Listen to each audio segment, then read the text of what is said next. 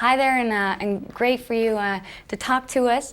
Now, 94 was Crazy, Sexy, Cool. Millions of albums sold, great singles, lots of success, and then it calmed down for quite a while, and it took quite a few years for you to come back with your new album, Fan Mail. Can you each individually tell me what you've been doing these last couple of years? Well, actually, we all were working on Fan Mail for a year, so it took a year to complete that album. Other than that, working on a couple of solo projects. I have a book coming out called Thoughts. That's poetry, right? Yes. It's like a pictorial poetry book, and it comes out November 3rd. And I also have like an animated series called It's a Fly World. So that kind of occupied all my time. Okay, that sounds busy. You? Well, let's see. I've been developing acts. One act that I have now is called Black, Blaque. They're called Black Ivory in Holland. They're called Black in the States. And I have some other acts. I have a production company called Left Eye Production and another company as well called UNI Music. I also did a seasonal on MTV's The Cut. And I have a few other projects that I'm working on right now. I'm not going to reveal what they are, but, you know, I've been pretty busy. All right, so we'll come back to those when they Yes. And you became a mom? Yes, I became a mom. I am officially a mother. I have a 2-year-old son. His name is Tron. And being his mom and in and out of the studio was like a lot for me. And I have a film coming out called Snow Day, starring Chevy Chase, and doing some other things. Did you all have to stop all the other projects, or are you still doing them on the side now that the new album's out and you're probably going to be busy with that? I mean, overall, TLC's first for every one of us, but downtime, I mean, we always take care of our other projects, but we still solely put TLC first. But I mean, you can still do other things. Right. Okay, so it's called Fan Mail. Obviously, Yes. for all your fans who've waited quite a couple of years for this to come out, who did you make it with? Who were the producers and the writers? Well, Dallas Austin, we always start off with him. Our main producer, he did 8 cuts. And Jermaine Dupri, a new producer by the name of Shakespeare, and Rico Lumpkin, 2 new producers, and we added Jimmy Jam and Terry Lewis to the roster, and who else? Babyface. Babyface. Babyface. Can answer the whole question. Don't worry, we got your back. Thank you. So now, you're in a relationship with Austin, right? And you have your own production company, and you are a writer. Yes. Did that make it more difficult for these people to make this album with you, since you obviously have a work, private life thing? You know what you want because you help other people producing their things, so you know what you want production-wise, and you're creative in writing lyrics. And were you hard to work with, or was it all your thing?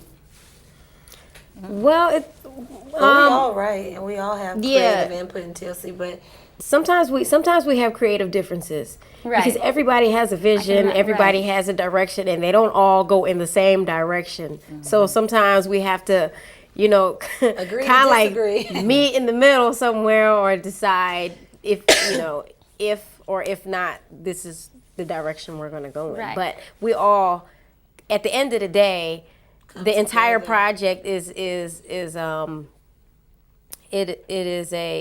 what is the word I'm looking for? No, it's a collaboration of you know, everyone's ideas. All right. Okay, so you didn't really clash that much. no, I mean, solely when it comes like to the like the song making and the writing, we usually pretty much so agree on a lot of that, because like a lot of our producers give us a lot of input, and they're open, and it matters what we have to say because we have to sing it, and they know us, so it's kind of cool. It's a good vibe. We go off vibes. Yeah. Well, Well, for me, Unpretty and Dear Lie, because that started off as that my was your poetry. poem. So for me, that was a big part, to be able to express myself. I've written on a couple, like 3 other songs on the album, but those 2 are like personal for me. Right. Do you maybe feel that on this album you show a particular side of yourself? That's exactly, I think that's more what I mean. A side of yourself that people might have not seen of you yet. Well, I think it was a little bit more of me this time, chilly, and so that was, that was different, and that was good for me. That was like really cool. And another side, working with Diane Warren, the song that we recorded with her. Well, not with her. She wrote the song, and Dallas produced it. That song, "Come On Down," the style of that song is more of my style. It's more of my flavor, So when I heard that song, I really felt it. I really liked it, and I was like, I want to do it. So, It's your thing. Mm-hmm. And did you write all the raps yourself, or a combination Well, of I wrote. producers and Yeah, you? I have a partner now that I write with. So some of them we wrote together. A couple of them I just wrote by myself. Yeah. Yeah. Lyrics are explicit again. You say what you want to say. You say it direct. Why do you think so few women artists do that? Do what? You don't really hear it. Well, you call things the way they could be called. You don't go around putting it in nicer words than you think necessary. But usually most artists make it prettier than it really is. Well, you don't seem to do that. You just we pretty much set the tone from the first project. So from today till 50 years from now, anyone who steps to TLC and wants to turn in some material, I mean, it's almost like they feel like they can just go overboard with us. Right. Like they will put, They'll sing so it. much stuff in their lyrics, and they will feel like we are the group that can deliver, what they want to say if it's out there. So we get a lot of that. We know what we want, and we know what we want to say. And another thing is, all artists aren't like, I hate to say it, like real artists. Like some artists are kind of made like. They came to a record company and they taught them how to sing, how to dress, and dressed them up like a baby doll and said, here you go. We come to the record label and we say what we want it to look like, how we're going to dress, how we're going to sing. And our album's named Fan Mail. Here it is. Yeah. So we know we're real artists. I have to say that. Real. Now, that directness has made people see you or call you feminists because you call things the way they are. Do you consider yourself feminists? Do you think you're doing something for womankind? I think we're doing something, but I don't think we should be called feminists. We just tell the women's side better because we're women. And I think we stand up for like being strong, independent women, and on top of that, black women. Just to basically tell it like it is. Right. Just, going around the truth. We just get to it, I just hope more women would be like how we always say you should love yourself and respect yourself because no one else will respect you. But like, it just seems like sometimes we have a lack of women feeling good about themselves or speaking up for themselves. Some people settle for things and we don't like to settle. Right. So you touch responsibility. You touch issues that other people leave also. There was waterfalls. Now it's unpretty. Do you do that on purpose? Do you think we should add something with a message, or is it just part of you and that's coming out? I think it's part of us. It's part of us because all our songs have to do with life experiences that a lot of people can relate to, all people. So even to some songs that just like No Scrubs, Silly Ho, you name it, it's still a situation and it's about people and things that are going on. So whether it's as deep as Unpretty or right, doesn't all have to be Silly just Ho, it fun doesn't and have to laugh. be like, they're all messages. To me, one more time, what exactly is Scrub. a scrub? Okay, all together now. A scrub Is a guy. Thanks, Fly. It's just this guy. I mean, he's what would you say, lazy. He doesn't take care of his kids. He doesn't have a job. Doesn't even want a job. He's Doesn't know what very responsibility comfortable being at home, living with his mother. Pretend materialistic things A are leech, theirs. just sucks. Was that everything out term of around, or everybody else. did you create it? Did you? No, create that's that term? true. Well, What the you talking term about, was scrub? from Right. yeah. The term came Is that from something that has term. been around? the term came Oh, back from no. way back in the day. But That's not. Okay.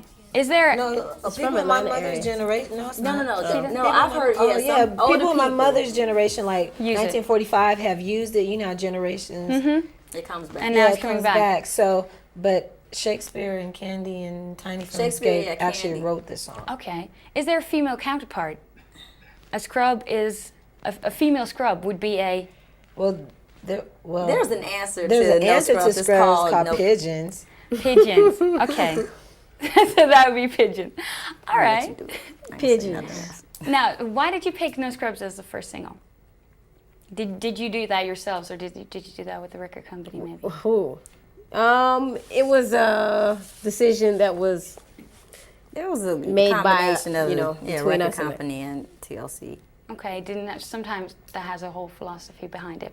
Do you just like the song? Well, Scrubs is really that's a girl's anthem. So you know. Yeah. And I agree with you. I think Scrubs so. came out, and when was it released? Like February as a comeback song. February. We thought that it was the song that you got it the quickest. Mm-hmm. You know, it was probably the catchiest. You could And listen it to it one was. time and you Yeah, know what it you're is. into it. How about You know? the new look? The video, it looks cyberspace and Futuristic. yeah, new millennium.